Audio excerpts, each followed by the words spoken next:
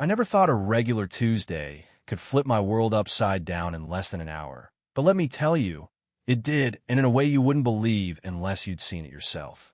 One second, I'm sitting in a high-end nail salon, minding my own business, wearing my comfy cream dress and my battered old flats, thinking I'm finally taking a day for myself, and the next, I'm staring down a woman who basically tells me, without so many words, that I don't belong.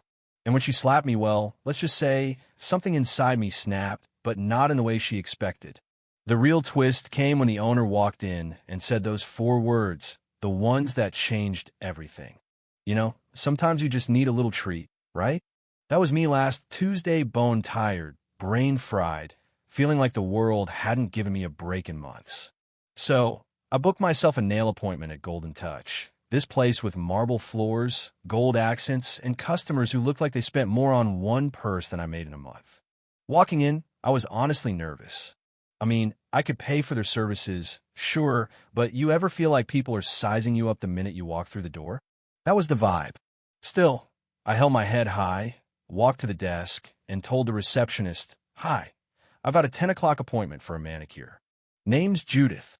She gave me a polite smile that didn't quite reach her eyes, glanced at my dress, and told me to have a seat.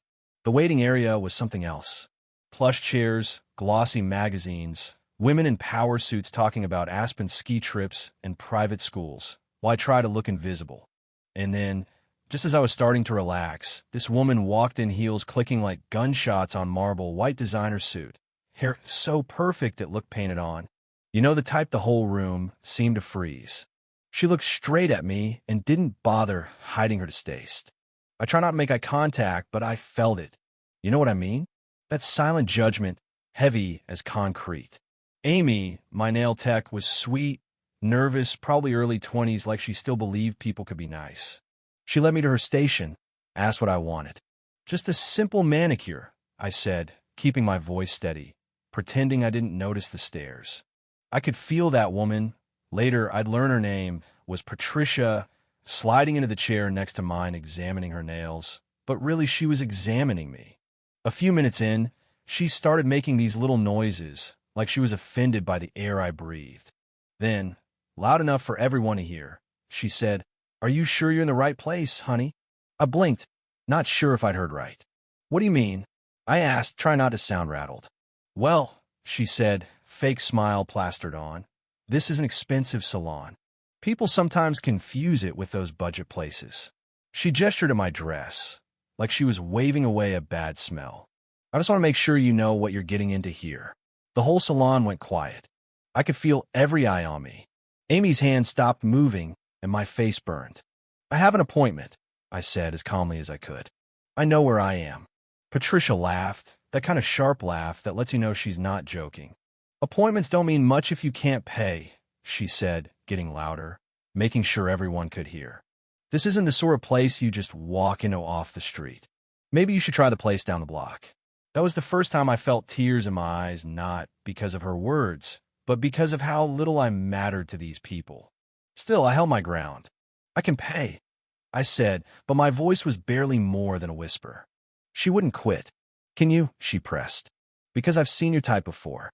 You act like you belong, but when it's time to pay, suddenly there's a problem." She turned to Amy and snapped, "Ask for payment up front." Amy just froze, looking at me, then at Patricia, clearly wishing she were anywhere else. I sat there, humiliation burning in my chest, every muscle screaming to get up and walk out, but some stubborn part of me wouldn't let her win. I said, "I'm not pretending to be anyone. I'm just trying to get my nails done." Patricia's face twisted. "Don't you take that tone with me.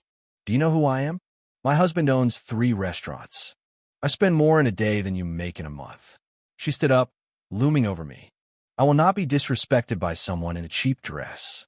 I snapped back, "My dress isn't cheap," then immediately regretted giving her that satisfaction.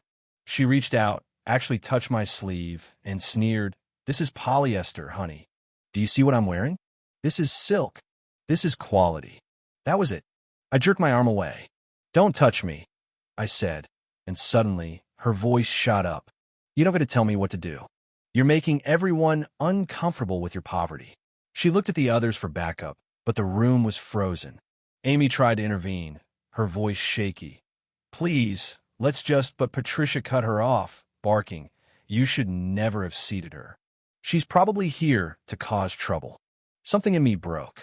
I stood up, hands shaking, voice suddenly steady. I'm not a criminal. I made an appointment. I have every right to be here. Patricia got right in my face.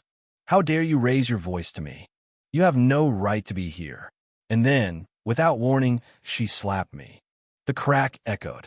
My cheek burned, but I didn't cry not from pain, but from the utter cruelty. Get out, she hissed. Get out now before I call security. Amy looked lost, whispering, I don't know what to do for a second. I almost left, but instead, I said, I'd like to speak to the owner. Patricia laughed. Oh, please, Margaret's a friend of mine. She'll throw you out. She turned to Amy, demanded she call Margaret. Amy did, and while we waited, Patricia kept talking, digging herself deeper.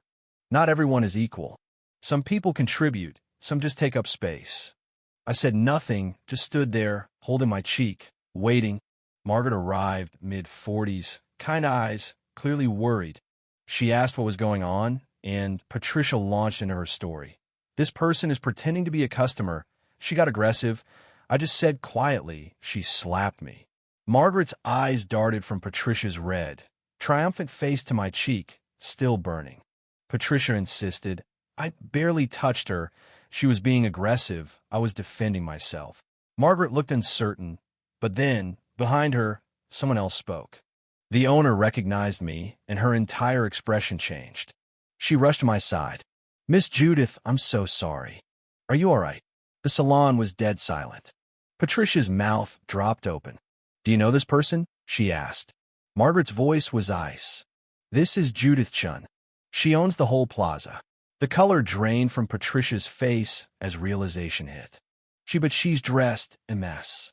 Judith prefers to dress simply. Margaret snapped. But she owns this salon and the restaurant your husband works in. Patricia could only stammer, looking around for help. But there was no help coming. Margaret turned to her. You're banned. And I'll make sure every business in this plaza knows what you did. Patricia begged, voice cracking, please, I'm sorry. I'll pay for her services. I'll do anything. You need to leave now, or I'll call security. Patricia looked at me, desperate. Please, I'm sorry. Don't ruin my life over one mistake. I looked her in the eye. I'm not going to ruin your life, but I'm not going to pretend this didn't happen. Today you showed me exactly who you are. Margaret was still furious. Go. Patricia left, her heels echoing through the suddenly quiet salon. Margaret turned to me, voice shaking. I am so sorry. Please let me take care of your nails on the house. I shook my head. Thank you, but I think I've had enough for one day. Amy finally spoke, her voice barely above a whisper. I'm sorry I didn't stand up for you. I smiled sadly. You were kind. That's enough. Walking out, sunlight on my face, I felt anger, yes, but also a little hope. Because things changed that day. Later, I met with Margaret and we started new training for every business in the plaza, so no one, no matter how they looked, would ever be treated the way I was. I never saw Patricia again, but I heard she'd changed volunteering, getting help. Maybe she learned something. I hope so. You know, we never really know who we're talking to, but honestly, it shouldn't matter. Everyone deserves basic respect. Have you ever been judged by your appearance? Or caught yourself judging someone else? Share your thoughts below. Let's talk about what real class means. If my story hit home, hit like, subscribe, and share this with someone who needs to hear it. Remember, true worth isn't about clothes or money, it's about how we treat each other, especially when nobody's watching.